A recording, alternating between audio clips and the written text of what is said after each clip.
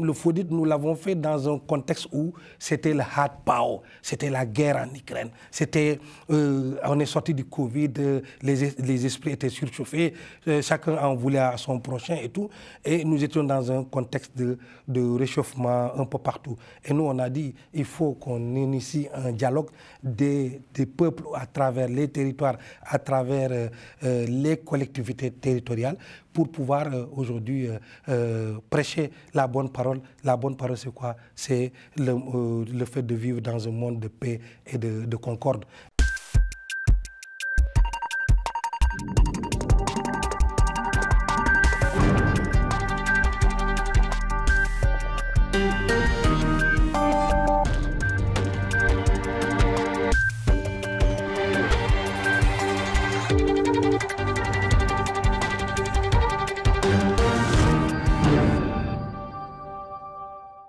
Bonsoir à tous et bienvenue dans l'entretien du jour. Aujourd'hui, place au dialogue, à l'innovation, aux enjeux économiques qui façonnent donc nos territoires. Car le 22 avril, à la mairie du 16e arrondissement à Paris, aura lieu la 3e édition donc du Forum sur le dialogue international des territoires, le FODIT. Et pour en parler, nous recevons son président, Ibrahim Abba. Bonsoir. Bonsoir. Alors, vous êtes le président de l'association internationale Éduc Impact. Le FODIT en est à sa 3e donc édition. Quelles sont les avancées concrètes que vous avez réalisées depuis sa création? Avez-vous des résultats mesurables à nous présenter? Très très bonne question. D'ailleurs, si on parle des résultats aujourd'hui, le maire de Grand Yoff serait très ravi d'être là à votre émission aujourd'hui pour vous dire que, voilà, donc après le FODIT, lui, il a pu continuer à avoir un accompagnement de notre structure pour pouvoir aller vers des partenaires, vers nouer des partenariats gagnants dans le domaine du développement de son territoire. Donc, pour vous dire, nous sommes à une 3e édition cette année, une édition qui va aujourd'hui faire du FODIT l'édition de la maturité, c'est-à-dire c'est l'édition qui va aujourd'hui réunir également davantage d'experts qui vont parler aujourd'hui maintenant de développement économique. Les autres aspects qu'on a eu à développer, c'est toujours les aspects purement politique, purement territoire, purement... Aujourd'hui, on parle carrément du développement économique. Développement économique en rapport avec la diaspora, en rapport avec des investisseurs privés qui sont aujourd'hui les premiers à être en face avec les territoires. On parle souvent donc du rôle des collectivités qui sont donc locales et qui amènent au développement économique du pays. Mais est-ce qu'elles ont vraiment les moyens financiers pour peser dans la politique au niveau des enjeux? Est-ce qu'elles ont vraiment le poids? Effectivement, c'est aujourd'hui la difficulté de toutes les collectivités locales. Ils disent, écoute, on nous a transféré un certain nombre de compétences. Malheureusement, on n'a pas transféré les moyens. Aujourd'hui, quand vous transférez aujourd'hui les questions d'éducation, de santé, et tout un ensemble, au Sénégal, on est à peu près à une dizaine de compétences qu'on transfère, par exemple, aux collectivités locales. Si les moyens ne suivent pas, les collectivités locales se retrouvent dans des situations où... Mais moi, je pense qu'aujourd'hui, il faut que les collectivités locales soient beaucoup plus aptes à aller vers l'innovation, à se dire, écoutez, c'est vrai, l'État ne nous a pas donné tous les moyens pour travailler, et c'est la raison pour laquelle, d'ailleurs, nous, on a mis en place le FODIT, c'est pouvoir les accompagner à comprendre que l'État n'est pas le seul à pouvoir les accompagner, mais aujourd'hui, il y a le secteur privé. C'est vraiment possible de n'être pas accompagné sans l'État? Oui, non, en fait, l'État donnera les moyens qui sont à sa possession aux collectivités locales. Maintenant, il y a l'autre aspect également que les collectivités locales peuvent développer aujourd'hui à travers le partenariat privé, en allant vers des investisseurs, en allant vendre. C'est ce que d'ailleurs aujourd'hui le concept de marketing territorial, c'est en allant vendre leur territoire, les opportunités, le potentiel de leur territoire devant des investisseurs, devant des fonds d'investissement qui sont prêts aujourd'hui à mettre la main à la poche. Parce que vous savez, quand quelqu'un doit faire son investissement, s'il n'est pas rassuré, s'il n'est pas accompagné, s'il n'a pas un partenaire crédible en face, il ne va pas pouvoir mettre son argent. Aujourd'hui, il faut que les collectivités locales, les maires soient beaucoup plus créatifs, beaucoup plus inventifs en allant vers ces gens-là et en leur disant, écoutez, nous, on a on a telle opportunité, tel potentiel, nous demandons à ce que vous veniez investir chez nous. Ça n'en dit pas assez long sur du coup, la défaillance des gouvernements. Là, vous avez donc, parmi vos panélistes, il y a beaucoup justement de maires, de députés africains. Oui. Donc c'est aussi un questionnement aussi sur leur rôle donc, à jouer. Effectivement, l'État, en tout cas, l'État doit jouer le rôle central. Et l'État, aujourd'hui, est le partenaire numéro 1 des collectivités locales. D'ailleurs, il n'y a même pas une libre administration des collectivités locales dans la réalité. Parce qu'aujourd'hui, l'État assure ce qu'on appelle le contrôle de légalité. Tout ce que les collectivités locales sont encadrées par des textes que l'État a mis en place, le Code général des collectivités locales. Mais je dis un mais, pourquoi? Parce que je dis l'État ne peut pas tout faire. Aujourd'hui, l'expérience a montré que les États ne peuvent pas tout faire. Les États aujourd'hui sont obligés d'avoir tous ces partenaires-là et les collectivités locales en font partie. Et ces collectivités locales doivent aujourd'hui réfléchir à voir comment mieux développer leur territoire en allant trouver des niches d'argent dans d'autres secteurs qui pourront les accompagner dans leur mission première.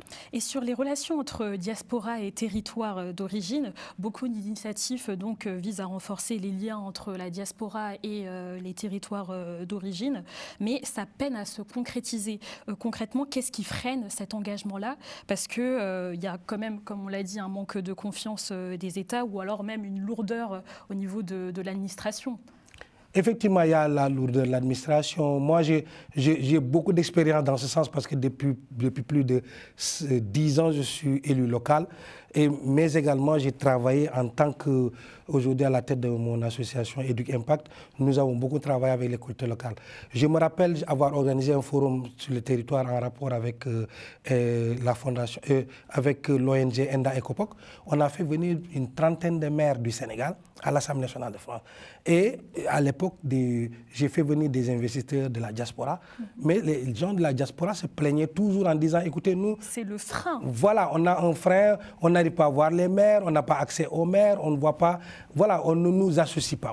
Cette année, le thème de cette année aujourd'hui, c'est les collectivités locales face à ces enjeux économiques, mais surtout l'implication de la diaspora. Cette année, nous allons régler cette question-là, en tout cas autour de la discussion où on mettra les maires, les élus locaux, les acteurs des territoires en face des investisseurs de la diaspora, des gens de la diaspora qui vont venir discuter, échanger avec eux et voir quelles sont les opportunités sur lesquels ils peuvent travailler ensemble pour pouvoir développer les territoires. Et en parlant d'opportunités, en plus, certains pays africains comme le Rwanda ou le Sénégal ont mobilisé efficacement leur diaspora.